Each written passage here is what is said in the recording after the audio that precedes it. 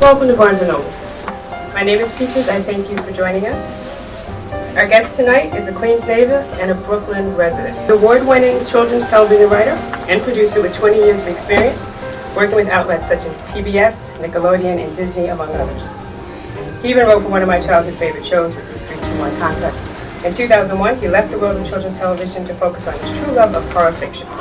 He has had stories published in all 3 Dark Dreams anthology, where Publishers Weekly Review singled him out as the best of the bunch.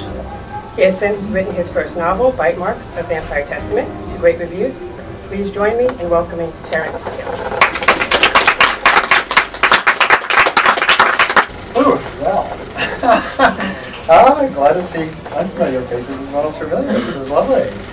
Bite Marks was a very long journey. It was something that I started some time ago and have been trying to get out of my system and into other people's for some time. And now it's out there. I've been told the second book is scheduled for April, so everyone has to buy the book and tell their friends about it so they buy the book. But it's been a wonderful journey for me. And to get it done and to get it published has been the dream of a lifetime. The book basically opens with in Times Square, 1986, on Christmas Eve, with a young prostitute named Nina, whose family's been victimized by a vampire for about 14 years, who just hops into their lives every 7 years and plucks off another one as part of his whole sort of world of the way he does things. We meet her. The vampire comes. He kills the John she's with, kills her because she's threatened to betray his secret, and at that point brings her back to life as a vampire, forces her to feed on her own child. And before he can kill her again as final punishment, what he does, she brings the child back to life as one desperate hope to distract him long enough for them to be able to get away and do something, live a life as vampires or whatever. She's killed, but the baby does escape, thus beginning the whole book. I think what I'm going to do is actually read the chapter where the vampire baby finds the baby. 4:46 p.m., Hell's Kitchen, 25th of December, 1986. The sun was going down. Winter was always cold, so damn cold, especially when you were screwed up on painkillers. Amanda slipped on melted snow, refrozen during the night into sheets of ice, stumbled into a wall as Kirk kept walking. All she wanted to do was lie down, go to sleep, and not wake up again. She stumbled faster down 8th Avenue to catch up, lost her footing and fell to the ground. He didn't stop. "Jeez, Kirk! Shut the F up!" He spun around, hit her with his voice instead of his hand, which was what she knew he wanted to use. She had a moment to gather what was left of her thoughts and remember why her soul hurt, why she was crying, why she felt straight raw inside. Her baby. Kirk had killed her baby, beaten her, punched her out for no reason right there in the deuce while she was working, until she miscarried and had to go to the emergency room on Christmas. He'd said it was an accident, but said he was wasted, said he was sorry. But she knew. She knew. Bad for business, he said back when she told him she was knocked up. Bad for business. Could be his junkie whore with his baby in her belly, the bastard. "Come on, I think I'm bleeding again. Kirk, help me." Kirk walked back to get her, grabbed her arm and yanked. "Get up. Come on, I got a delivery to make, then we go home." "Oh, God. I can't move. I can't walk." She started to cry again. Kirk cursed. "You up or not?" Amanda moaned, covered her tear-streaked face with her hands. "Leave me alone." "You know you don't mean that," he said. Kirk stooped down, reached for her. She slapped at his hand. "Watch it, bitch." She swung again. "I said watch it," he repeated as she held blows on him from nowhere. Found strength she thought was gone for good. Not enough. Kirk gave her a second, then hit her hard, twice in the face. She stopped swinging and wailed like a newborn. "I told you to stop. You don't, I leave you to freeze, okay?" She slapped him again, more for effect than anything else. He slapped his fist into the dumpster in the alley behind her. "No more! I'm walking away, you hear me?" He strode away as she curled into a ball and cried louder. "I don't need this! You know where I am!" Tears came again, with a fresh sting in her gut, as the shot the doctor had given her began to wear off. She crawled out of sight in the alley behind the dumpster, fumbled in her pocket for her penknife and her pills.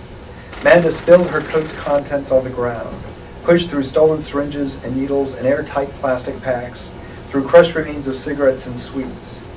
Kirk, that Kirk, he'd pay for what he did. He'd pay one day in blood. She finally found her blade. the little red Swiss Army knife she'd stolen years ago from someone's desk when she visited her mom's office on Take Your Daughter to Work Day. Amanda didn't know then why it had appealed to her, why she'd snatched the keychain trinket from the desk and tucked it in her pocket. Not until later that night, locked in her bedroom after another screaming fight with her mom. She'd sat on the bed, gotten stoned, and played with the knife, angrily opened and closed it until she'd slipped and accidentally stabbed the tip of a finger. It stung, surprised her with how much and how long the tiny cut hurt, but the unexpected pain also took her mind off the fight and the blank hole of her life in the Jersey burns.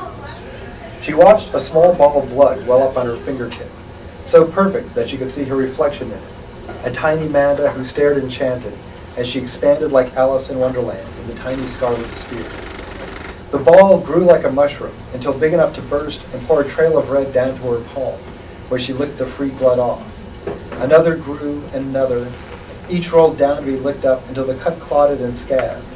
Amanda took the little blade and stabbed another finger, opened a fresh wound, continued finger by finger until she fell asleep. She kept the little blade with her all the time after that, graduated from pricking her fingers in high school to slicing inch-long lines across her wrists in college, thin enough to be barely noticeable when they healed. Later, she didn't care who saw or what they thought. By then, all that mattered was feeling the pain, smelling the fresh blood as it rose to the surface of her skin before she licked it clean. Her scarred forearms were a roadmap of her life, a stripe for every bad day she'd had before and since leaving home.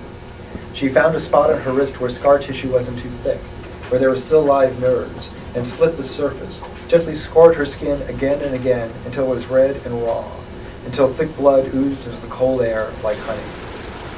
Watching it put Amanda in a kind of trance.